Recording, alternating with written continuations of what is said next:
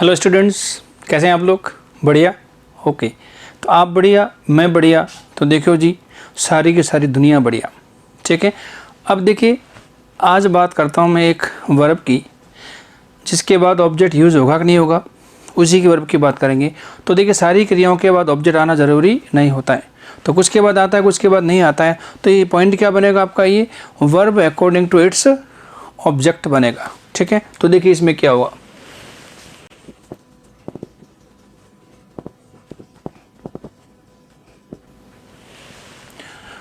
तो देखिए verb according to its object, मतलब इस ऑब्जेक्ट की आवश्यकता है भी कि नहीं है वो डिसाइड करेंगे। तो देखिए कुछ क्रियाएं ऐसी होती हैं जिनको ऑब्जेक्ट की आवश्यकता होती है और कुछ क्रियाएं ऐसी होती हैं जिनको ऑब्जेक्ट की आवश्यकता नहीं होती। तो बेसिकली ये दो तरह की वर्ब होती है आपकी ऑब्जेक्ट के अनुसार। कौन कौन सी होती है ज़रा देखिए।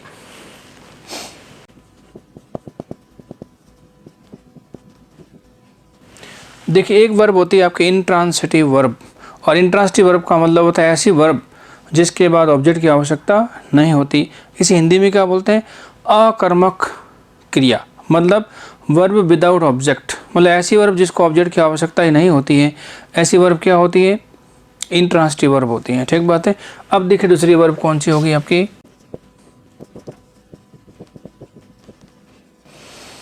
अब होगी आपकी ट्रांसिटिव वर्ब, और ट्रांसिटिव वर्ब का मतलब होता है सकर्मक क्रिया। तो देखिए इंट्रांसिटिव वर्ब तो इंट्रांसिटिव होती है, लेकिन ट्रांसिटिव वर्ब अकेले नहीं होती है, इसके भी आगे और टाइप्स होते हैं। कौन कौन से होते हैं, तो देखिए ट्रांसिटिव वर्ब में पहली क्रिया कौन सी होती है,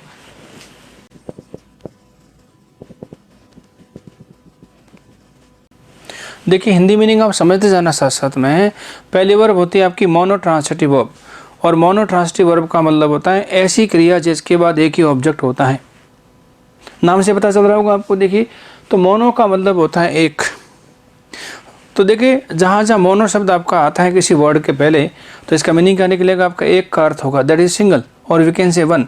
जैसे मोनोपोली, अब देखिए मोनोपोली का मतलब होता है एकाधिकार होता है, जिसमें किसी भी विषय वस्तु को बनाने का एकाधिकार होता है, क्या होता है आपका, मोनोपोली होता है। अब देखिए मोनोथिस्ट, अब देखिए मोनो का मतलब एक और थिस्ट का मतलब क्या होता है, आस्था। तो इसका मीनिंग क्या हुआ, एक ही भगवान पर भरोसा करने वाला क्या होगा आपका, मोनोथिस्ट हो गया, दैट इज मोनो से बना हुआ वर्ड है। फिर देखिए मोनोगेमी, अब देखिए मोनो का मतलब एक और गेमी का मतलब होता है विवाह। तो देखिए एक विवाह करने का सिस्टम क्या होगा आपका, मोनोगेमी हो गई, दैट इज एकल विवाह पद्धति इज मोनोगेमी। और ऐसा व्यक्ति क्या होगा आपका, मोनोगेमिस्ट होगा। क्या होगा, मोनोगेमिस्ट होगा। तो जहाँ भी मोनो होगा वहाँ क्या होगा, एक होगा। तो ऐसी क्रिया जिसके बाद एक ही ऑब्जेक्ट होता है उसे क्या बोलते हैं, मोनो ट्रांसिटिव वर्ब बोलते हैं। देखिए मोनो से जुड़े हुए दो शब्द देखिए आप,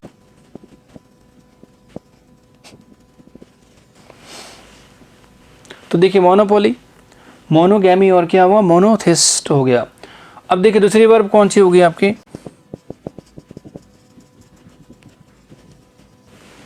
तो देखिए जब किसी वर्ब के बाद एक ही ऑब्जेक्ट होता है तो उस वर्ब को बोलते हैं क्या, मोनोट्रांसिटिव वर्ब। जब किसी वर्ब के बाद दो ऑब्जेक्ट होते हैं तो वर्ब क्या कहलाएगी आपकी, डाइट्रांसिटिव वर्ब कहलाती है। तो हिंदी में क्या बोलते हैं, इसे द्विकर्मक क्रिया। ऐसी वर्ब जिसके बाद दो ऑब्जेक्ट होते हैं वो क्या होती है आपकी, डाइट्रांसिटिव वर्ब होती है, द्विकर्मक क्रिया कहलाती है।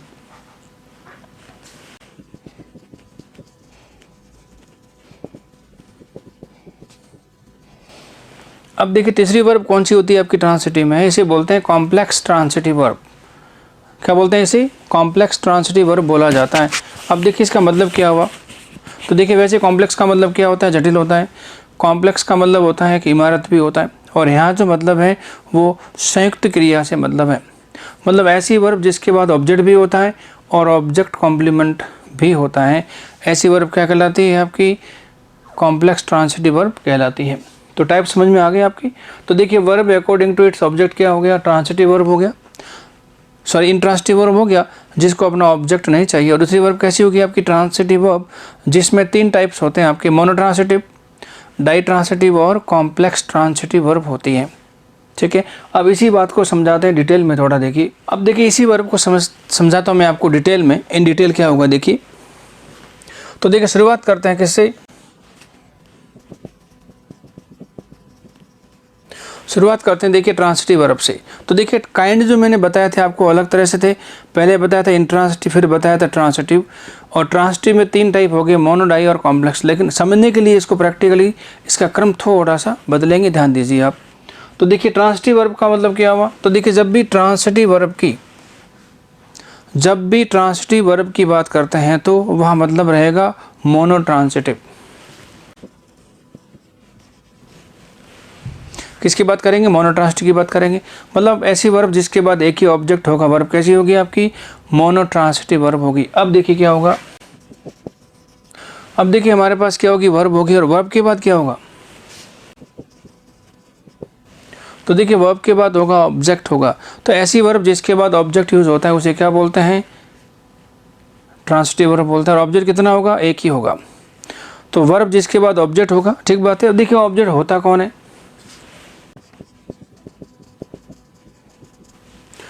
तो देखिए वर्ब प्लस ऑब्जेक्ट बोले या फिर वर्ब प्लस नाउन या प्रोनाउन बोले, दोनों का मतलब क्या है, एक ही है। तो इसको ऐसे भी कहा जा सकता है, तब इसको ऐसे भी बोल सकते हैं, वर्ब प्लस नाउन या फिर प्रोनाउन। तो देखिए वर्ब प्लस ऑब्जेक्ट, ठीक है, या फिर वर्ब प्लस नाउन या प्रोनाउन बोल सकते हैं। तो ऐसी वर्ब जिसके बाद ऑब्जेक्ट यूज होता है क्या होती है आपकी, ट्रांसिटिव वर्ब होती है। या फिर ऐसी वर्ब जिसके बाद नाउन या प्रोनाउन यूज होता है, ऐसी वर्ब क्या होती है आपकी, ट्रांसिटिव वर्ब होती है। अब देखिए वर्ब के तुरंत बाद जो नाउन या प्रोनाउन आते हैं वो आंसर किसका होता है, तो देखिए पहले डिस्कस किया थोड़ा सा अपन ने इसको। ऑब्जेक्ट क्या होता है,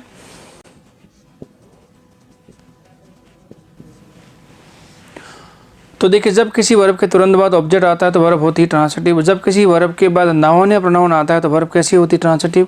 और जब किसी वर्ब के बाद हुम और व्हाट का जवाब आता है तो वर्ब कैसी होती है, ट्रांसिटिव वर्ब होती है। तो देखिए वर्ब के बाद यहाँ तो हुम का आंसर होगा या फिर व्हाट का आंसर होगा। तो ऐसी वर्ब क्या कहलाती है आपकी, ट्रांसिटिव वर्ब कहलाती है। तो देखिए आप इन चीज़ों को लिख सकते हैं हिंदी में नोट बनाकर। तो देखिए जब किसी वर्ब के बाद ऑब्जेक्ट आता है तो वर्ब कैसी होती है, ट्रांसिटिव होती है। जब किसी वर्ब के बाद नाउन या प्रोनाउन यूज होता है तो वर्ब क्या होती है, ट्रांसिटिव होती है। और ऐसी वर्ब जिसके बाद हुम या व्हाट का जवाब होता है तो वह ट्रांसिटिव वर्ब होती है, ठीक है। तो इस वर्ब को क्या बोलेंगे आप, तो इसे बोलेंगे आप वीटी। और वीटी का मतलब हो गया वर्ब ट्रांसिटिव और वैकेंसी ट्रांसिटिव वर्ब। तो देखिए बोलते हैं इस तरह से ट्रांसिटिव वर्ब लिखने में कैसे आता है, वर्ब ट्रांसिटिव। इसका एग्जांपल दूंगा मैं आपको थोड़ी देर बाद अभी समझने के लिए, ठीक बात है। अब देखिए अगली वर्ब कौन सी होगी,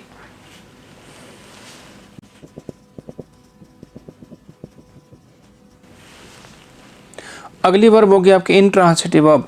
और इंट्रांसिटिव वर्ब का मतलब क्या होता है हिंदी में, अकर्मक क्रिया। तो देखिए ट्रांसिटिव का मतलब होता है सकर्मक और इसका मीनिंग क्या होगा, अकर्मक क्रिया होगा। अब देखिए हमारे पास क्या हो गई, वर्ब होगी। और वर्ब के बाद क्या नहीं होगा, तो देखिए वर्ब के बाद ऑब्जेक्ट नहीं होगा, वर्ब के बाद नाउन या प्रोनाउन नहीं होगा, और वर्ब के बाद हुम और व्हाट का जवाब नहीं होगा। तो ऐसी वर्ब क्या हो गई, इसे बोलेंगे वी आई। और वी आई का मतलब क्या, वर्ब इंट्रांसिटिव। तो ऐसी वर्ब जिसके बाद ऑब्जेक्ट नहीं होता है, ऐसी वर्ब जिसके बाद नाउन प्रोनाउन नहीं होता है, ऐसी वर्ब जिसके बाद हुम और व्हाट का जवाब नहीं होता है, ऐसी verb is known as intransitive verb. तो इसके बाद क्या होगा,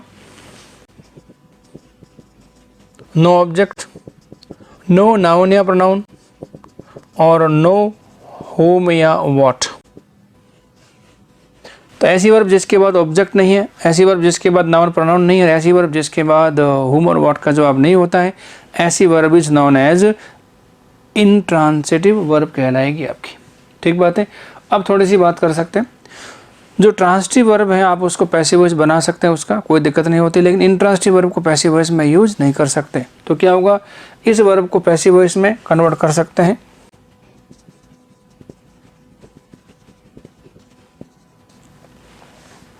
तो आपको नोट बना के लिखना है, एक ट्रांसिटिव वर्ब को पैसिव वॉइस में यूज़ किया जा सकता है और इंट्रांसिटिव को पैसिव वॉइस में यूज नहीं किया जा सकता।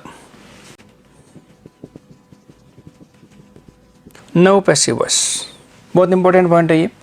तो ट्रांसिटिव वर्ब को पैसिव वॉइस में यूज़ कर सकते हैं, इंट्रांसिटिव वर्ब को पैसिव वॉइस में यूज़ नहीं किया जा सकता। It's very important point. तो दो वर्ब आपके समझ में आ गई। तो एक वर्ब होगी आपकी ट्रांसिटिव, एक वर्ब होगी आपकी इंट्रांसिटिव।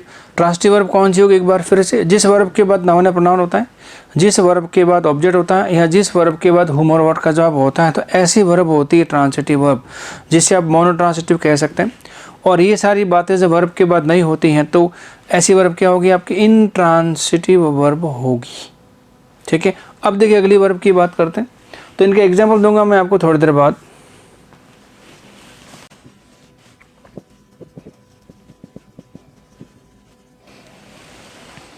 अब देखिए बात करते हैं डाई ट्रांसिटिव वर्ब। और डाई ट्रांसिटिव वर्ब का हिंदी मीनिंग क्या होता है मित्रों, देख लीजिए। इसका हिंदी मीनिंग होता है द्विकर्मक क्रिया।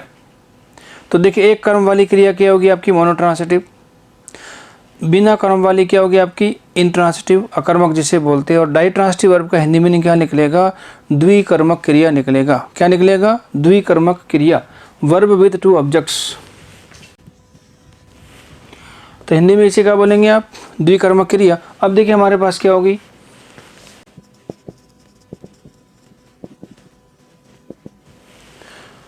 अब देखिए हमारे पास दो ऑब्जेक्ट होंगे वर्ब के बाद। तो देखिए वर्ब होगी, वर्ब के बाद ऑब्जेक्ट, और फिर वर्ब के बाद क्या होगा, ऑब्जेक्ट होगा। अब देखिए किसी वर्ब के बाद जब दो ऑब्जेक्ट यूज होते हैं तो ऐसी वर्ब क्या होती है आपकी, डाई ट्रांसिटिव वर्ब होती है।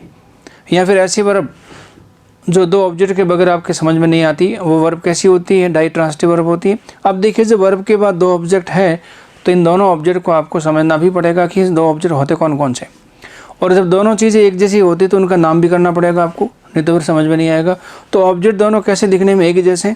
अब ये पहला ऑब्जेक्ट कौन सा होता है, इंडायरेक्ट ऑब्जेक्ट कौन सा होता है, इसको समझना पड़ेगा। तो देखिए पहले ऑब्जेक्ट का नाम रखा गया समझने के लिए,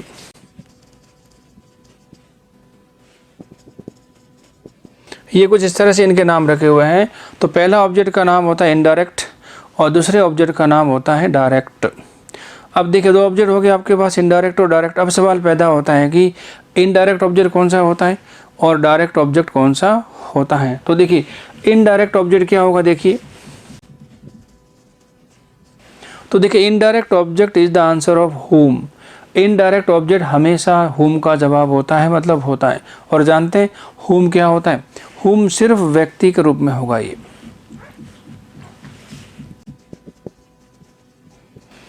ये कौन होगा आपका, सिर्फ पर्सन, व्यक्ति होगा।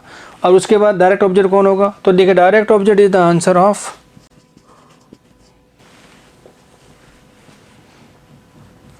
तो देखिए इनडायरेक्ट ऑब्जेक्ट क्या हो गया आपका, व्यक्ति, होम का आंसर होगा। डायरेक्ट ऑब्जेक्ट क्या हो गया आपका, व्हाट का आंसर है। और व्हाट का आंसर कोई सा भी हो सकता है, एनीबडी, एनीथिंग, कुछ भी हो सकता है, एनी नाउन। तो देखिए ऑब्जेक्ट इनडायरेक्ट तो सिर्फ होगा आपका व्यक्ति, होम का आंसर, और डायरेक्ट ऑब्जेक्ट कुछ भी हो सकता है, लेकिन जवाब किसका होगा, वो व्हाट का होगा। तो देखिए ऐसी वर्ब जिसको समझने के लिए आपको दो ऑब्जेक्ट की आवश्यकता पड़ती है, ऐसी वर्ब क्या होती है आपकी, डाई ट्रांसिटिव वर्ब होती है। ठीक है, इसी बात को मैं आपको थोड़ा वैसे समझाता हूँ, ध्यान से देखिएगा, लिखना नहीं है, समझना एक बार।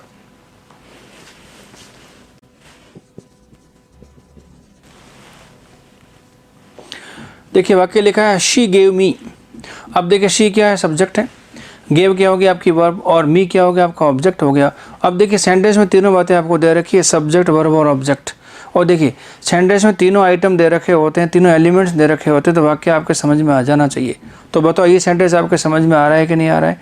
तो देखिए शी हो गया आपका सब्जेक्ट, गेव होगी आपकी वर्ब जो सेकंड फॉर्म है, और मी क्या हो गया ऑब्जेक्ट हो गया, तीनों चीज़ दे रखी है।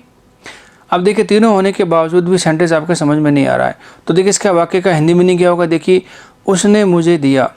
अभी मीनिंगलेस सेंटेंस हो गया आपका हिंदी में। अब देखिए सवाल पैदा होता है अपने दिमाग में कि क्या दिया।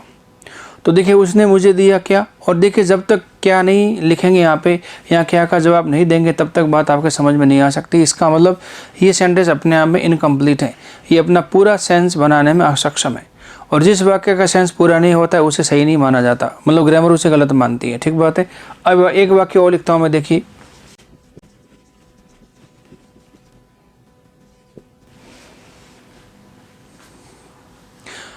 क्या लिखा, देखिए शी गेव अ नॉवल का मतलब क्या हुआ, उसने एक नॉवल दिया। अब देखिए क्या दिया उसने, एक नॉवल दिया। अब देखिए शी सब्जेक्ट हो गया, गेव की वर्ब होगी, अ नॉवल क्या हो गया ऑब्जेक्ट हो गया। अब देखिए तीनों चीज़ें होने के बावजूद भी ये सेंटेंस आपके समझ में नहीं आ रहा है। तो देखिए उसने मुझे दिया कहते हैं तो प्रश्न बनता है क्या दिया, उसने एक उपन्यास दिया, तो किसको दिया है, तो यहाँ पर whom का जवाब आपको देना पड़ेगा। तो देखिए she gave me कहा, तो यहाँ पे जवाब आप मांग रहे हैं what, और उसने एक नॉवल दिया तो आप जवाब मांग रहे हैं क्या भी whom। इसका दोनों सेंटेंस आपके अधूरे हैं, पूरे नहीं है। अब इन दोनों वाक्यों का एक वाक्य बनेगा तब सेंटेंस समझ में आएगा आपका। तो देखिए she gave me a novel, उसने मुझे एक उपन्यास दिया, ये बात आपके समझ में आ गई। तो शी गेव मी अधूरा सेंटेंस है, शी गेव ए नॉवल ये भी अधूरा सेंटेंस है। पूरा वाक्य कैसे बनेगा, she gave me a novel, ऐसी verb is known as ditransitive verb. अच्छा एक वैसे वाक्य बोलता हूँ, अपने घरेलू वाक्य ज़रा सुन लीजिए एक बार। दादी माँ ने पिताजी को सुनाई, दादी माँ ने पिताजी को सुनाई। अब देखिए दादी माँ क्या होगा, सब्जेक्ट हो गया, पिताजी को क्या हो गया, ऑब्जेक्ट हो गया, और सुनाई क्या होगी आपकी, वर्ब होगी। अब देखिए तीनों होने के बाद भी बात आपका समझ में नहीं आ रही है। अब देखिए सवाल पैदा हो, दादी माँ ने पिताजी को क्या सुनाई, इसका आप क्या डिमांड कर रहे हैं यहाँ पे, व्हाट, क्या चाहिए। और जब तक क्या नहीं देंगे यहाँ पे तब तक सेंटेंस आपके समझ में नहीं आएगा। इसी तरह से देखिए दादी माँ ने गालियाँ सुनाई। अब देखिए दादी माँ क्या हो गया, सब्जेक्ट हो गया, गालियाँ क्या होगी आपकी वर्ब, क्या होगी, नाउन हो गया ऑब्जेक्ट, और सुनाई क्या होगी आपकी वर्ब होगी। तो दादी माँ ने गालियाँ सुनाई, ये भी सेंटेंस आपके समझ में नहीं आ रहा है। तो देखिए दादी माँ ने गालियाँ सुनाई तो क्या मांगते, किसको सुनाई, मतलब whom, और दादी माँ ने पिताजी को सुनाई तो क्या सुनाई, तो क्या मांगते, व्हाट मांगते। तो ऐसी वर्ब जिसके बाद whom और व्हाट दोनों ही चाहिए, ऐसी वर्ब क्या होती हैं, डाइट्रांसिटिव वर्ब होती हैं। तो इस सेंटेंस का पूरा मतलब इस तरह से होगा, दादी माँ ने पिताजी को गालियाँ सुनाई, अभी वाक्य पूरा हो गया। तो ऐसी वर्ब जिसको समझने के लिए वी नीड टू ऑब्जेक्ट्स, वो वर्ब क्या होगी आपकी, डाइट्रांसिटिव वर्ब कहलाएगी। ठीक बात है। तो देखिए वर्ब के बाद दो ऑब्जेक्ट, पहला ऑब्जेक्ट कौन सा हो गया आपका, इनडायरेक्ट, दूसरा कौन सा हो गया, डायरेक्ट हो गया। Indirect object is the answer of whom और direct object is the answer of what। ठीक है, whom हमेशा व्यक्ति होगा और what कुछ भी हो सकता है, कोई रोक टोक नहीं है। ठीक बात है, लेकिन whom हमेशा क्या होगा, व्यक्ति होगा। अब देखिए सवाल पैदा होता है कि क्या पहला ऑब्जेक्ट इनडायरेक्ट और दूसरा डायरेक्ट होना चाहिए, क्या ज़रूरी है, तो ऐसा ज़रूरी नहीं है, आप चाहो तो इनकी अदला बदली कर सकते हैं। तो देखिए नॉर्मली पहला ऑब्जेक्ट कौन सा होना चाहिए आपका, इनडायरेक्ट होना चाहिए, दूसरा कौन सा होना चाहिए आपका, डायरेक्ट, लेकिन ऐसा नहीं है तो कोई बात नहीं, इनकी अदला बदली हो सकती है। ठीक बात है। तो अदला बदली कैसे होगी ज़रा देखिए, तो इसको ऐसे भी लिखा जा सकता है। अब देखिए वर्ब है हमारे पास, और क्या लिख दिया आपने, पहला ऑब्जेक्ट लिख दिया आपने डायरेक्ट, और जब डायरेक्ट ऑब्जेक्ट आपने पहले लिखा है तो फिर इनडायरेक्ट ऑब्जेक्ट को प्रॉब्लम होती है। जब भी ऑब्जेक्ट बदलेंगे तो क्या होगा, पहला इनडायरेक्ट दिक्कत नहीं है, दूसरा कैसे डायरेक्ट तो भी दिक्कत नहीं है, लेकिन पहला ऑब्जेक्ट यदि आपका डायरेक्ट आ गया तो फिर इनडायरेक्ट ऑब्जेक्ट को तकलीफ होती है, वो कुछ डिमांड करता है। तो जब ऑब्जेक्ट बदलेंगे तो देखिए क्या होगा, इनडायरेक्ट ऑब्जेक्ट के पहले क्या चाहिए आपको, लॉलीपॉप। तो देखिए जब दोनों ऑब्जेक्ट को वापस में बदलते हैं तो इनडायरेक्ट ऑब्जेक्ट के पहले क्या लगाना पड़ेगा आपको, 2 और 4 लगाना पड़ेगा। तो दोनों का मीनिंग क्या है, सेम है, सिर्फ लिखने का ढंग बदला है। तो एक ही बात को दो ढंग से लिखा जा सकता है।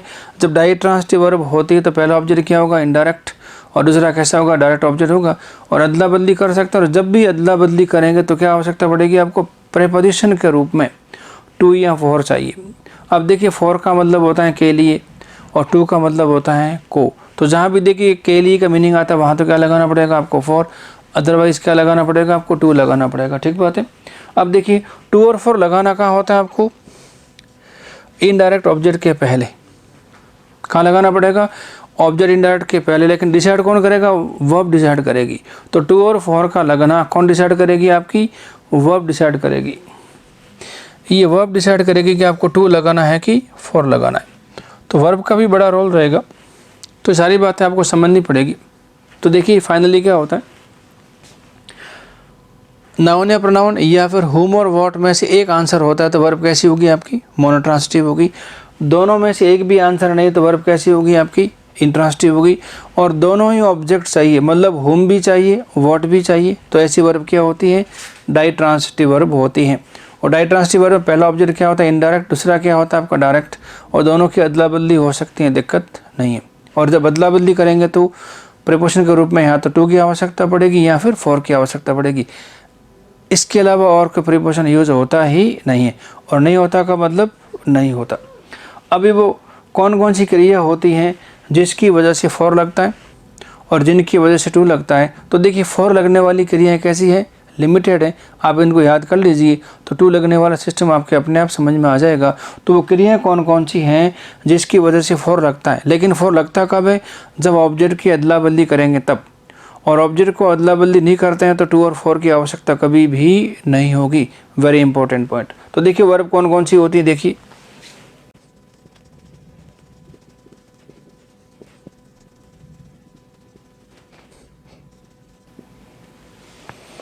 तो देखिए buy, purchase, bring, fetch, cook, make, prepare और क्या लिखा है, बिल्ड। ये वो क्रिया हैं जिनकी वजह से क्या लगाना पड़ेगा आपको, फॉर लगाना पड़ेगा, और इनके अलावा तो क्या लगाना पड़ेगा आपको, टू। लेकिन कब, जब ऑब्जेक्ट को आपस में बदलेंगे तब।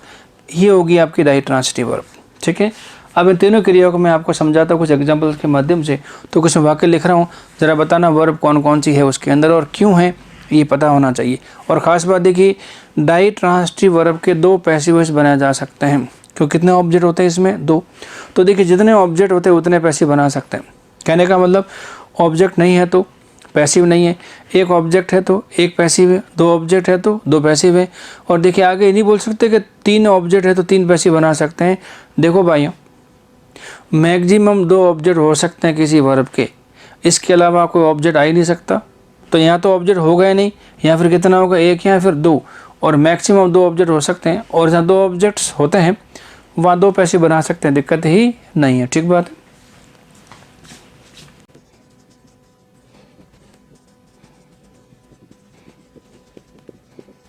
तो यहाँ पे क्या होगा, देखिए टू पैसिव पॉसिबल, इसका मतलब दो पैसिव आप बना सकते हैं, दिक्कत नहीं है। ठीक है, अब अगली वर्ब को डिस्कस करने से पहले, अगली वर्ब कौन सी होगी आपकी, कॉम्प्लेक्स ट्रांसिटिव वर्ब। और कॉम्प्लेक्स ट्रांसिटिव वर्ब को डिस्कस करने से पहले मैं इसके कुछ एग्जांपल्स आपको समझाता हूँ। ठीक बात है, देखिए कैसे। अब देखिए सेंटेंसेस लिखता हूँ मैं यहाँ पे, समझना ज़रा आप।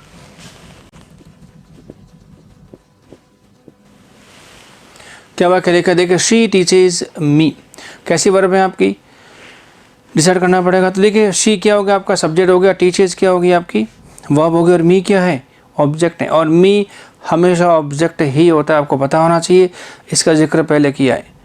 प्रोनाउन पहले से फिक्स होते हैं, कौन से होते हैं, सब्जेक्ट कौन से होते हैं, ऑब्जेक्ट इसका जिक्र किया अपन ने पहले, यदि आपको पता हो तो ध्यान दीजिएगा। तो क्या क्या हुआ इसमें, शी क्या हो गया आपका, सब्जेक्ट हो गया, वर्ब और ऑब्जेक्ट हो गया आपका। अब जानते मी किसका आंसर है, ये आंसर है होम का। तो देखिए वह पढ़ाती है किसे, मुझे या फिर मुझको, तो me is the answer of home. और जब किसी वर्ब के बाद होम और व्हाट का जवाब आता है तो वर्ब कैसी होती है, ट्रांसिटिव वर्ब होती है। और अभी कैसी है, मोनो ट्रांसिटिव है, क्योंकि इसके बाद दो ऑब्जेक्ट नहीं है, एक ही ऑब्जेक्ट है।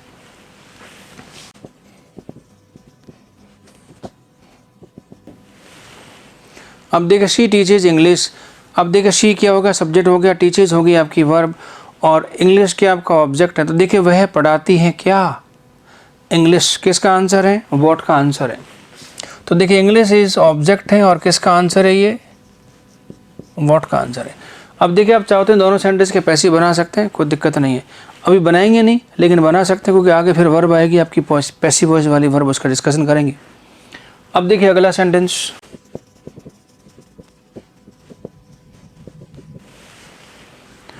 तो देखिए शी टीचेज मी इंग्लिश। अब देखिए वह पढ़ाती हैं किसे, मुझे, क्या पढ़ाती हैं, इंग्लिश पढ़ाती हैं। अब देखिए वर्ब के बाद दो ऑब्जेक्ट हैं आपके, कौन कौन से, ये हो गया आपका ऑब्जेक्ट इनडायरेक्ट, किसका आंसर है, होम का। ये ऑब्जेक्ट डायरेक्ट है, किसका आंसर है, व्हाट का। तो देखिए होम और व्हाट में से एक आंसर होता है तो वर्ब कैसी होती है, मोनोट्रांसिटिव। ठीक है, और दोनों जवाब होते हैं तो डाई ट्रांसिटिव वर्ब। तो देखिए शी टीचेज मी इंग्लिश, तो देखिए वह पढ़ाती हैं किसे, मुझे, क्या पढ़ाती है, इंग्लिश, कैसी वर्ब हो गई, डाई ट्रांसिटिव वर्ब हो गई। ठीक, अब देखिए जहाँ डाई ट्रांसिटिव वर्ब होती है आप दोनों ऑब्जेक्ट को आपस में इंटरचेंज कर सकते हैं, ऑब्जेक्ट की अदला बदली कर सकते हैं। तो कैसे होगा जरा देखिए,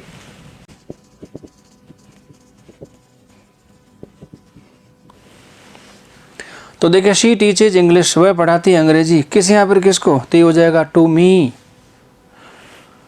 तो देखिए शी सब्जेक्ट है, टीचेज आपकी वर्ब हो गई, और इंग्लिश क्या है, व्हाट का जवाब है ये आपका ऑब्जेक्ट डायरेक्ट, और किसका आंसर है ये, व्हाट का आंसर है, मी ऑब्जेक्ट है और कैसा ऑब्जेक्ट है, ये ऑब्जेक्ट इनडायरेक्ट, और किसका आंसर है, ये होम का आंसर है। तो जब किसी वर्ब के बाद दो ऑब्जेक्ट आते हैं तो वर्ब कैसी होती है, डायट्रांसिटिव वर्ब होती है, और ऑब्जेक्ट की अदला बदली कर सकते हैं आपस में, कोई दिक्कत नहीं है। और जब डायट्रांसिटिव वर्ब है या जब किसी वर्ब के बाद दो ऑब्जेक्ट होते हैं तो आप उस वाक्य से दो पैसिव वॉइस बना सकते हैं। एक पैसिव कैसे बनेगा आपका, ऑब्जेक्ट इनडायरेक्ट से, दूसरा कैसे बनेगा आपका ऑब्जेक्ट डायरेक्ट से, या फिर ऑब्जेक्ट बदले में तब भी वही बात है, एक पैसिव कैसे बनेगा आपका डायरेक्ट ऑब्जेक्ट से, एक कैसे बनेगा आपका इनडायरेक्ट ऑब्जेक्ट से, पैसिव बना सकते हैं, दिक्कत नहीं। तो देखिए इन वाक्यों से पता चल रहा है कि एक ही वर्ब को आप अलग अलग ढंग से यूज़ कर सकते हैं, दिक्कत नहीं है। अब देखिए समझाना मेरा काम है, आप प्रैक्टिस करेंगे ऐप पे, जो अपना ऐप है सावन डिजिटल इंग्लिश ऐप है, वहाँ पूरी प्रैक्टिस करेंगे, खूब प्रैक्टिस करने का मैटर दे रखा आपको, कीप ऑन डूइंग, करते रहना पड़ेगा। और एक बार बेसिक इंग्लिश आ गई तो सारा का सारा काम हो जाएगा। और ऑल ऑफ सडन आप एसएससी की इंग्लिश, सीएचएस की इंग्लिश, सीजीएल की इंग्लिश, बैंक की इंग्लिश अचानक नहीं सीख पाएंगे, टाइम लगेगा इसमें, थोड़ा सा है पेशेंस, धैर्य रखिए तो सारा काम ठीक से हो जाएगा। तो देखिए यहाँ पे इन दोनों वाक्यों से आप दो पैसे बना सकते हैं क्योंकि दो ऑब्जेक्ट आपको दिए हुए। अब देखिए अगला सेंटेंस,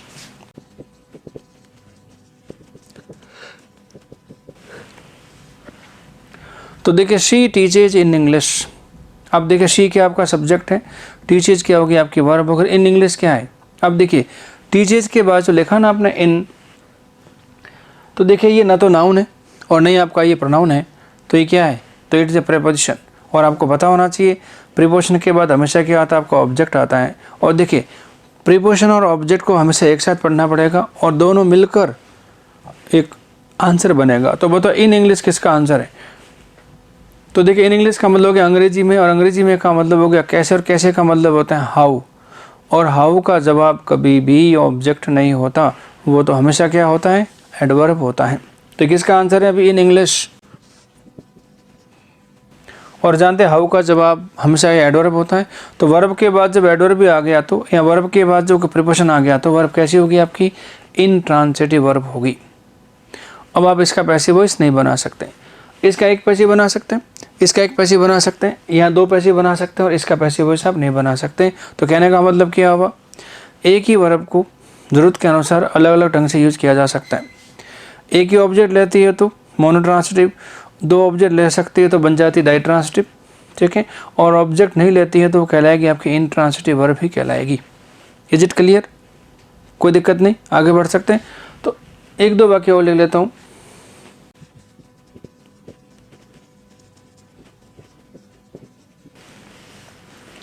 क्या लेगा, देखिए bring me a glass of water का मतलब क्या हुआ, इम्पेरेटिव सेंटेंस है। वाक्य शुरू कैसे किया आपने, ब्रिंग से, और क्रिया का पहला फॉर्म जो वाक्य शुरू करता है तो कैसा वाक्य होता है, इम्पेरेटिव होता है। और इम्पेरेटिव सेंटेंस का सिस्टम मैंने सारा का सारा पहले बता दिया कि इम्पेरेटिव सेंटेंस बेसिकली बनते कैसे हैं, ये सारी बातें मैंने आपको बता दी। तो देखिए ब्रिंग आपकी फर्स्ट में इम्पेरेटिव सेंटेंस बना रही है, और इम्पेरेटिव सेंटेंस में यू हमेशा छुपा होता है, हाइड होता है ये यू, ठीक है। अब देखिए ब्रिंग के बाद क्या लिखा है, मी, ये आपका ऑब्जेक्ट इनडायरेक्ट है और ये है ऑब्जेक्ट डायरेक्ट, ये होम का आंसर है और ये व्हाट का आंसर है। और आप चाहो तो इन दोनों ऑब्जेक्ट को आपस में बदल सकते हैं, दिक्कत नहीं है। तो कैसे होगा जरा देखिए,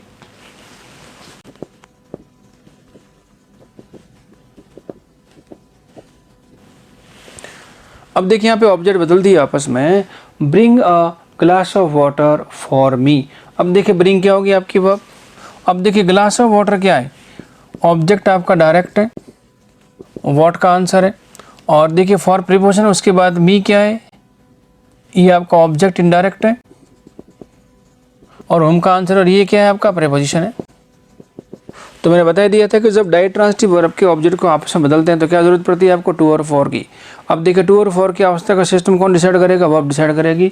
तो अभी जो मैंने कुछ क्रियाएं लिखी थी, buy, purchase, bring, fetch, make, cook, prepare, build, इनको तो चाहिए क्या, फॉर, और इनके अलावा क्या लगाना पड़ेगा आपको, टू लगाना पड़ेगा।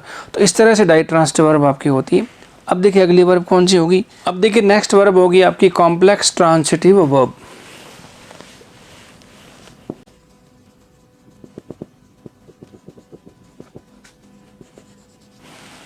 अब देखिए इसे बोलते हैं मिश्रित क्रिया बोलते हैं।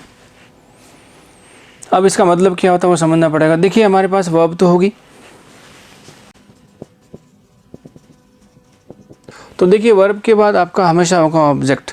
तो कॉम्प्लेक्स ट्रांसिटिव वर्ब बनने के लिए ऑब्जेक्ट का होना जरूरी है, उसके बगैर कॉम्प्लेक्स ट्रांसिटिव वर्ब बनती ही नहीं है, पहली बात, ठीक है। इसके बाद क्या होगा,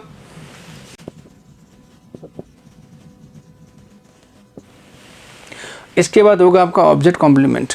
तो ऐसी वर्ब जिसके बाद ऑब्जेक्ट और ऑब्जेक्ट कॉम्प्लीमेंट आता है, ऐसी वर्ब क्या कहलाती है, कॉम्प्लेक्स ट्रांसिटिव वर्ब कहलाती है, ठीक बात है। क्या बोलेंगे आप इसे, कॉम्प्लेक्स ट्रांसिटिव वर्ब, समझने के लिए। तो ऑब्जेक्ट कॉम्प्लीमेंट कहाँ इस्तेमाल होता है, हमेशा ऑब्जेक्ट के तुरंत बाद इस्तेमाल होगा, जरूरी है ये। तो ऑब्जेक्ट कॉम्प्लीमेंट हमेशा ऑब्जेक्ट के तुरंत बाद यूज होता है, ठीक बात है। और ऑब्जेक्ट है तो वर्ब कैसी होगी, आपकी ट्रांसिटिव होगी। और चूंकि ऑब्जेक्ट कॉम्प्लीमेंट साथ में आ रहा है, जरूरी है, तो उसको क्या बोल दिया आपने, ऑब्जेक्ट कॉम्प्लीमेंट की वजह से क्या बोलना पड़ा आपको, इसे कॉम्प्लेक्स ट्रांसिटिव वर्ब इसको बोलना पड़ा। तो वर्ब के बाद ऑब्जेक्ट और ऑब्जेक्ट के बाद आता है ऑब्जेक्ट कॉम्प्लीमेंट, ऐसा वर्ब क्या होती है आपकी, कॉम्प्लेक्स ट्रांसिटिव वर्ब होती है। अब देखिए ऑब्जेक्ट कॉम्प्लीमेंट होता क्या है, तो ऑब्जेक्ट को समझने के लिए काम में आने वाले शब्द क्या होते हैं, ऑब्जेक्ट कॉम्प्लीमेंट होते हैं। देखिए ऑब्जेक्ट को समझने के लिए काम में आने वाले शब्द ऑब्जेक्ट कॉम्प्लीमेंट कहलाते हैं। यहाँ कह सकते हैं ऑब्जेक्ट के बाद आने वाले शब्द क्या होते हैं, आपके ऑब्जेक्ट कॉम्प्लीमेंट होते हैं, ठीक बात है। तो ऑब्जेक्ट कॉम्प्लीमेंट का मतलब क्या हुआ, ऑब्जेक्ट को समझने के लिए काम में आने वाले शब्द, मतलब ऑब्जेक्ट को पूरा कराने वाले शब्द। वैसे कॉम्प्लीमेंट का मतलब क्या होता है, अरे पूरक होता है भाई। तो ऑब्जेक्ट को पूरा करने वाले शब्द क्या होते हैं, आपके ऑब्जेक्ट कॉम्प्लीमेंट होते हैं। अभी कौन कौन बन सकते हैं जरा देखिए, वो देखिए आप,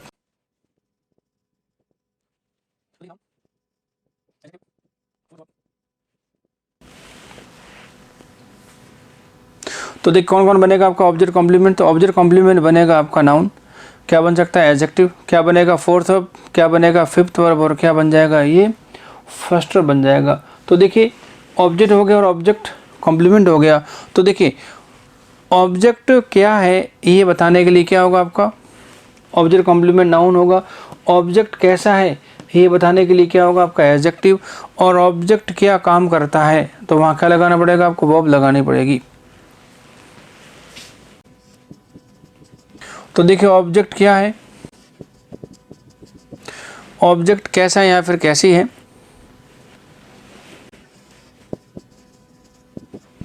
ऑब्जेक्ट क्या काम करता है। तो देखिए ऑब्जेक्ट क्या है तो क्या लेना पड़ेगा आपको, नाउन के रूप में ऑब्जेक्ट कॉम्प्लीमेंट। ऑब्जेक्ट कैसा है तो क्या लेना पड़ेगा आपको, एडजेक्टिव लेना पड़ेगा। और कभी कभी ऐसे वाक्य बन के आते हैं जिसमें ऑब्जेक्ट भी काम करेगा। तो मित्रों मुझे ये बताओ कि काम करता कौन है, तो देखिए काम करता है सब्जेक्ट। तो देखिए सब्जेक्ट होगा तो क्या होगी, वर्ब होगी। और सब्जेक्ट के बाद कौन सी वर्ब आती बताएं, तो सब्जेक्ट के बाद हमेशा आती है आपकी फाइनाइट वर्ब। लेकिन कभी कभी कुछ ऐसे वाक्य बन के आते हैं जिनमें ऑब्जेक्ट भी काम करेगा। और ऑब्जेक्ट काम करेगा तो ऑब्जेक्ट के बाद आने वाली वर्ब कभी भी फाइनाइट वर्ब नहीं हो सकती, फिर कौन सी होगी, नॉन फाइनाइट वर्ब होगी। कौन सी होगी, नॉन फाइनाइट वर्ब। अभी कैसी दिखती है देखिए, तो इसको तो बोलते हैं आईएनजी वर्ब फोर्थ, इसे बोलते हैं टू फर्स्ट वर्ब, और ये फर्स्ट वर्ब ही होती है इस तरह से। तो देखिए ऑब्जेक्ट क्या है तो नाउन बन जाएगा ऑब्जेक्ट कॉम्प्लीमेंट, ऑब्जेक्ट कैसा है तो बन जाएगा आपका एडजेक्टिव कॉम्प्लीमेंट, और ऑब्जेक्ट क्या काम करता है तो क्या बन जाएगी आपकी वर्ब बन जाएगी ऑब्जेक्ट कॉम्प्लीमेंट।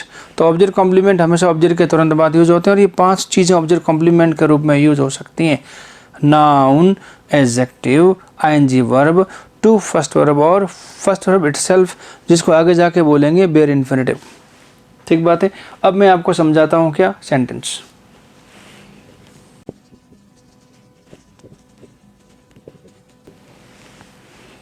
क्या लिखा देखिए, वी मेड हिम मॉनिटर, का मतलब क्या हुआ, हमने उसे मॉनिटर बनाया। अब देखिए इसमें क्या हुआ, वी सब्जेक्ट है, मेड क्या होगी आपकी वर्ब, हिम क्या है ऑब्जेक्ट। अब मुझे बताइए हिम क्या है, अरे मॉनिटर है। तो यार देखिए हिम और मॉनिटर दोनों कौन है, एक ही तो व्यक्ति है। तो देखिए हिम क्या हो गया आपका, मॉनिटर हो गया। अब जब दोनों एक ही होते हैं तो, और देखिए कॉम्प्लीमेंट वो शब्द होते हैं जो एक दूसरे को पूरा करते हैं। देखिए यहाँ पे हिम क्या है, मॉनिटर है, और मॉनिटर कौन है, अरे बाबा हिम है। तो यहाँ पे हिम और मॉनिटर दोनों कौन है, एक ही तो व्यक्ति है। और जब दोनों एक ही हैं तो उसे बोलते हैं ऑब्जेक्ट कॉम्प्लीमेंट। तो ऑब्जेक्ट क्या है तो उसको बोलते हैं नाउन कॉम्प्लीमेंट के रूप में इस्तेमाल होगा। अब देखो ऑब्जेक्ट कैसा है तो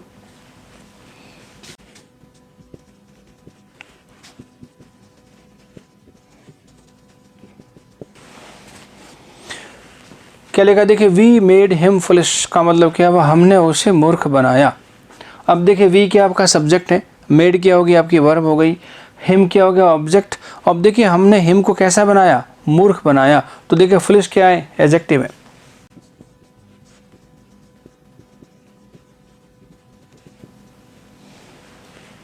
तो देखिए ऑब्जेक्ट क्या है तो नाउन कॉम्प्लीमेंट, और ऑब्जेक्ट कैसा है तो क्या होगा आपका एडजेक्टिव कॉम्प्लीमेंट हो गया। उसके बाद ऑब्जेक्ट क्या काम करता है तो वो देखिए आप,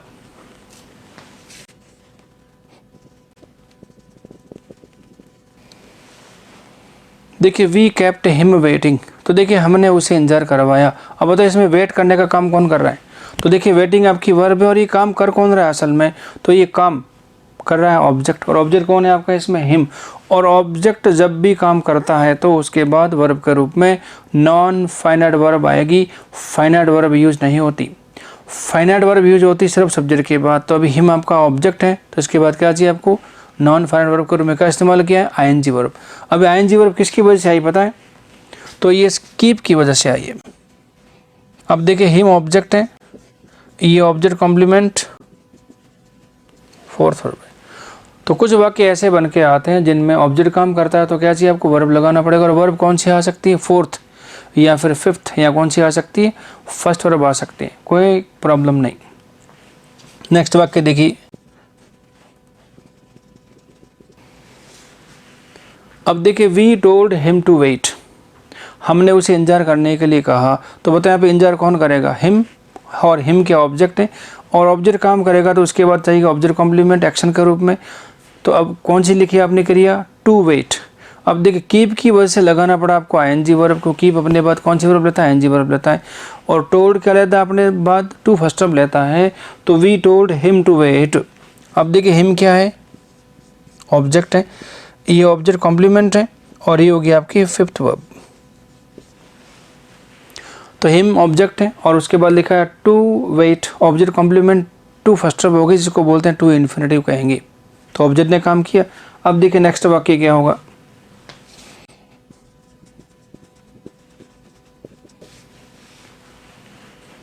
क्या लिखा, देखिए वी लेट हिम वेट का मतलब क्या हुआ, हमने उसे इंतज़ार करने दिया, मतलब हमने उसे इंतज़ार करने की परमिशन दे दी।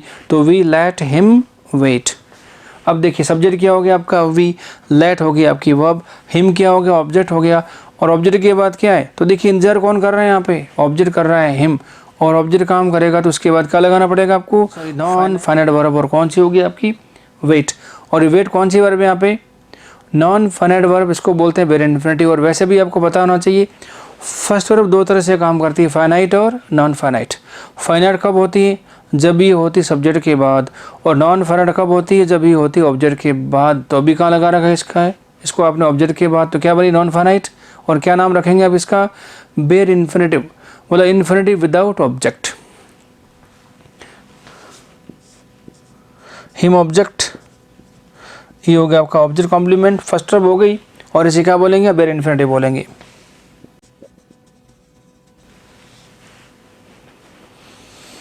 अब देखिए सवाल पैदा ये होते कब तो लगानी आईएनजी वर्ब, कब लगानी टू फर्स्ट, कब लगानी है फर्स्ट। तो इसका मतलब ये सारा का सारा मामला कौन डिसाइड करेगा, ये वर्ब डिसाइड करेगी। यह आने वाली क्रियाएं डिसाइड करेगी आपको ऑब्जेक्ट कॉम्प्लीमेंट के रूप में कौन सी वर्ब लगानी है। तो अभी तो बता देता हूँ मैं आपको, आगे डिस्कस करेंगे डिटेल में। कीप के बाद हमेशा क्या चाहिए आपको, आईएनजी वर्ब चाहिए।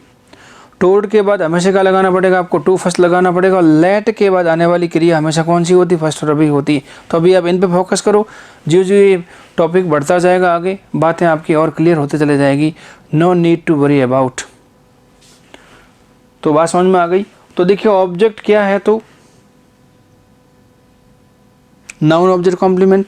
ऑब्जेक्ट कैसा है, तो एडजेक्टिव ऑब्जेक्ट कॉम्प्लीमेंट। ऑब्जेक्ट क्या काम कर रहा है, तो आईएनजी वर्ब। ऑब्जेक्ट क्या काम कर रहा है, तो टू वेट, पांचवी क्रिया। ऑब्जेक्ट क्या कर रहा है, तो क्या होगा आपका फर्स्ट वर्ब भी आ सकती है। तो फिलहाल क्या ध्यान देंगे आप, कीप के बाद हमेशा कौन सी क्रिया आनी है, आईएनजी वर्ब। टोल्ड के बाद कौन सी आनी है, टू फर्स्ट वर्ब। और लेट के बाद हमेशा कौन सी आनी है, फर्स्ट वर्ब आनी है। तो तीन बातें आप याद कर लीजिए, बाकी आगे डिस्कस कर लेंगे, बहुत बड़ा इश्यू नहीं है।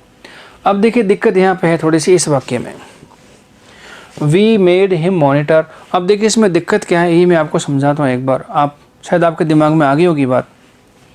दो वाक्य लिख रहा हूँ, दोनों वाक्य में जरा आप डिफरेंस करना है, क्लियर कट डिफरेंस होगा आपका। इसी को फिर से लिख रहा हूँ वाक्य को मैं।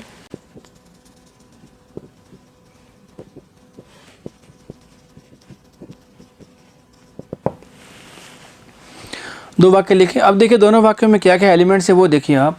तो देखिए वी क्या हो गया, तो देखिए we made him monitor, we subject है, मेड वर्ब है, हिम क्या है। अब देखिए हिम किसका आंसर है, हुम। तो देखिए him is the answer of whom और monitor is the answer of what. तो देखिए हिम आंसर किसका हो गया, होम का, और मॉनिटर किसका आंसर है, व्हाट का। और देखिए हुम और व्हाट का जवाब होता है तो देखिए जब किसी वर्ब के बाद हुम और व्हाट का दोनों जवाब होते हैं तो वर्ब कैसी होती है आपकी, डाई ट्रांसिटिव वर्ब होती है। लेकिन यहाँ पे डाई ट्रांसिटिव वर्ब नहीं है। क्यों नहीं है, क्योंकि हुम और व्हाट का जवाब होने के बावजूद भी एक डिफरेंस है। तो देखिए हुम और व्हाट मिलकर यदि एक ही व्यक्ति बन जाते हैं, तो हुम और व्हाट मिलकर यदि एक ही व्यक्ति होते हैं तो वर्ब कैसी होगी आपकी, कॉम्प्लेक्स ट्रांसिटिव वर्ब होगी। और हुम और व्हाट जब अलग अलग होते हैं तो वो वर्ब कैसी होगी आपकी, डाई ट्रांसिटिव वर्ब होगी। तो देखिए यहाँ दोनों सेम व्यक्ति हैं, हिम और मॉनिटर। और यहाँ पे देखिए हिम और अ गिफ्ट, देखिए हिम कैसा है, लिविंग है, गिफ्ट कैसा है, नॉन लिविंग है। ये दोनों सेम कभी भी नहीं हो सकते। तो देखिए हिम और मॉनिटर दोनों कौन है आपके, सेम है, तो वर्ब कैसी होगी आपकी, कॉम्प्लेक्स ट्रांसिटिव वर्ब। और हिम और अ गिफ्ट अलग अलग है तो वर्ब कैसी होगी आपकी, डाई ट्रांसिटिव वर्ब हो गई। तो बताओ ये किसका आंसर है, ये ऑब्जेक्ट इनडायरेक्ट हुम का आंसर है, ये ऑब्जेक्ट डायरेक्ट व्हाट का आंसर है।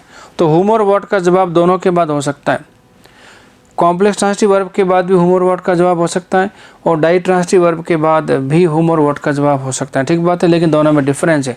हुम और व्हाट मिलकर यदि एक ही व्यक्ति बनेंगे तो वर्ब कैसी होगी आपकी, कॉम्प्लेक्स ट्रांसिटिव वर्ब। और दोनों जब अलग अलग होंगे तो वर्ब कैसी होगी आपकी, डाई ट्रांसिटिव वर्ब होगी। तो अभी ये मेड क्या है,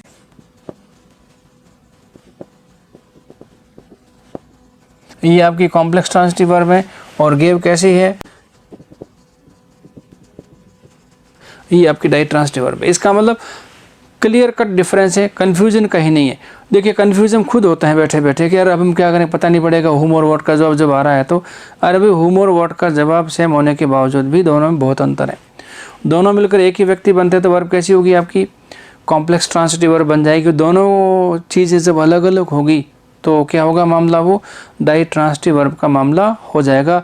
इसे बोलते हैं verb according to its object. हमारे पास वर्ब होगी इंट्रांसिटिव, एक ही टाइप होता है। और ट्रांसिटिव वर्ब में 3 टाइप होते हैं, मोनो, डाई और कॉम्प्लेक्स। इन सब का डिस्कशन हो गया। अब सवाल पैदा होता है कि कॉम्प्लेक्स ट्रांसिटिव से कितने पैसिव बनेंगे। तो देखिए कॉम्प्लेक्स ट्रांसिटिव वर्ब से एक ही पैसिव बनेगा, जानते क्यों, क्योंकि इसमें एक ही ऑब्जेक्ट होता है हमारे पास। क्या होता है हमारे पास, एक ही ऑब्जेक्ट है, और जब ऑब्जेक्ट एक ही है तो एक ही पैसिव है। तो कॉम्प्लेक्स ट्रांसिटिव वर्ब से भी एक पैसिव वॉइस संभव होगा।